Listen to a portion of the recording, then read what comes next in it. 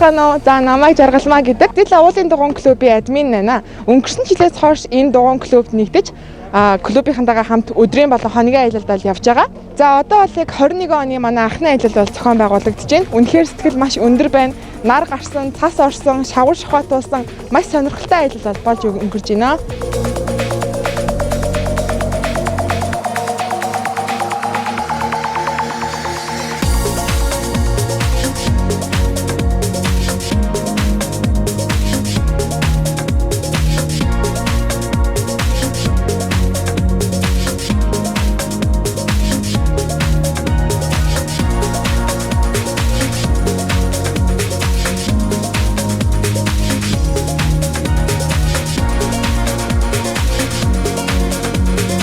За сайн байцгаана уу. Намайг Баярсайхан гэдэг. Дугуй над жил гарan суулж байна уу да. Аттиллагийн ЖИМЭЭР дугуйн группт нэгдээд одоо жил гарan дугуйг унчлаа. Сууж ажилладаг биднэрт бол яг өндөө энэ дугуй спортоор хичээлэхэд маш хэрэгтэй. За тэгээд товчхондоо танилцуулахад ийм байна.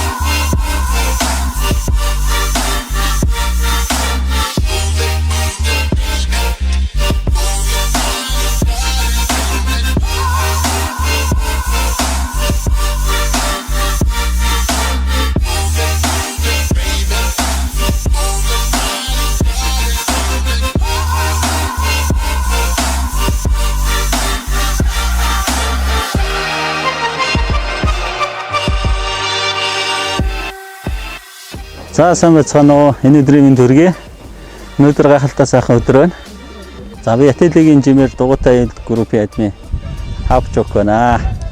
За манай групп бол Аттиллагийн уулын дугуйн клубыг үүсгэн байгуулад хот орчмын болон холын зай аяллаа үйл ажиллагаа явуулдаг. Дугуйтай аяллыг одоо Монголд хөгжүүлэхийн төлөө сэтгэл зүрх нэгдсэн ийм сайхан залуучуудаас хүрсэн хамт олон байдаг. За мөн аяллаас гадна тэмцээн уралдаанд ордог ийм туршлагатай дугуйчдаас бүрдсэн баг байд юм аа. Тэгвэл зөвхөн одоо туршлагатай дугуйчд гэхгүй дугуй унаад аялгыг хүссэн бүх хүнд манай клубийн үе талах нээлттэй байдаг. За өнөөдөр бол манай Аттиллагийн ЖИМЭЭР дугуйтай аялал групп Аттиллагийн уулын дугаан клубийн хамтарсан хаврын нээлттэй аялал. Одоо зуны нээлттэй аялал юм да. Энэ жил одоо бид нар ковидос болоод бас нээлттэй оройтч хэлээ. Уул нь бол 20 онд бол бид нар 3 сард аяллаа нээлттэй хийнэ гэж төлөвлөсөн байсан. Бүх одоо дугаан клубүүдээс одоо хамгийн сүүлд нээлтийнхаа аяллыг хийж байгаа ийм клуб нь болоод өнөөдөр ингээд анхны аяллаа ингээд хийж байна. Маш сайхан байна. Ер нь 21 ондоо бол бид нар сард нэг удаа холын аяллыг зохион байгуулахаар төлөвлөж байгаа. Өмнө говь, Өвөрхангай, Сэлэнг гэсэн ийм 3 маршрутыг сонгоцсон байж байна. Тэгэхээр холын аяллыг энэ жил одоо яг клубээр анх удаа хийх гэж байна. Дугуйтай аялагч нартай бид нар ер нь аюулгүй байдалд нь бол заашгүй анхаарах шаардлагатай гэдгийг бол өнгөрсөн хугацаанд бол мэдсэн. Тийм учраас энэ жилээс одоо аялалд явж байгаа бүх хүмүүсийг гэмтийн ослын даатгалд ингээ заавал хамруулж байгаа. Тэгээ даатгалд хамрагдсан аялагчид мөн вакцины ковид-19 вакцины 2 тунгаа хийгдсэн вакцинд хамрагдсан аялагчид гэдэг ингээд нэг 2 гол үзүүлэлтийг барьж аялагчдаа сонгож оролцуулсан байгаа.